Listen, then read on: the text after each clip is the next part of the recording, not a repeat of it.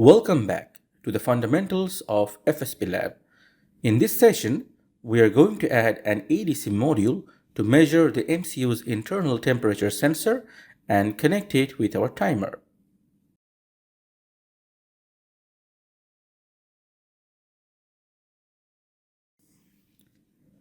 Open Configuration XML file and go to the Stacks tab. Click New Stack, expand Analog and select ADC.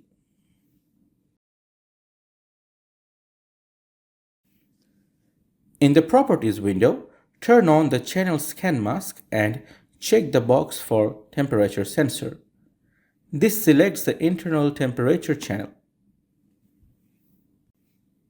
Now scroll down and configure the interrupts so that the ADC notifies us whenever a scan completes.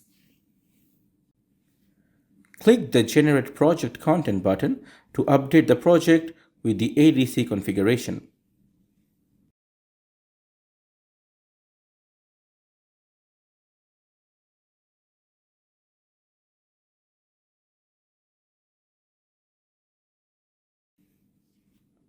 Open the hullentry.c file.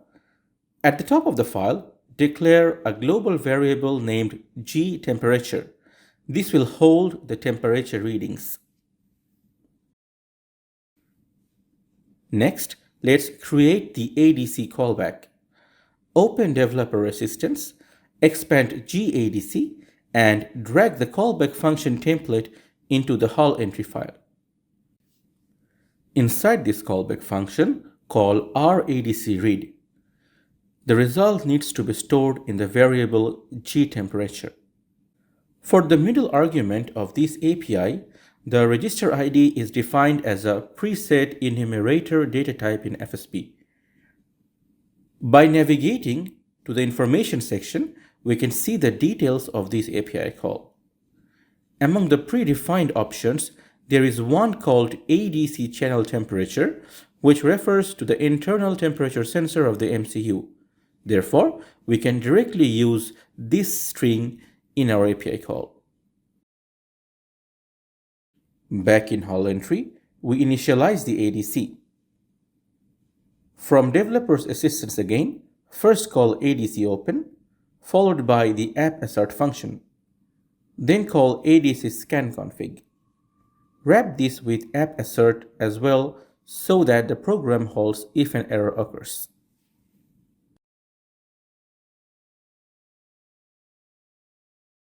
If you notice the present logic, the ADC is running in single scan mode. That means it only takes one reading when triggered. If we do nothing more, it will not update continuously. To fix this, go to the GPT timer callback. At the end of the function, add a call to ADC scan start. This way, every timer overflow triggers a new temperature scan.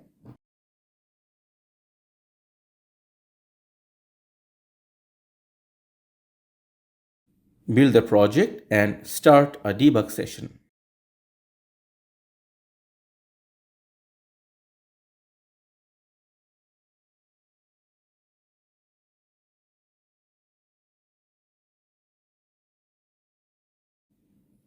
Run the program. LED 3 should still blink.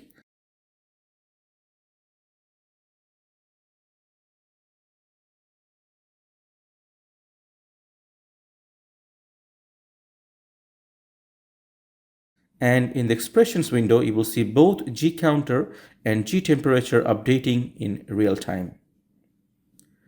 That completes the ADC module.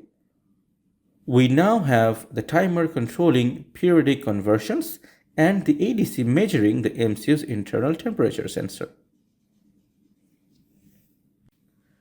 In the next video, we will add event link controller and data transfer controller modules to automate everything and completely remove any CPU processing.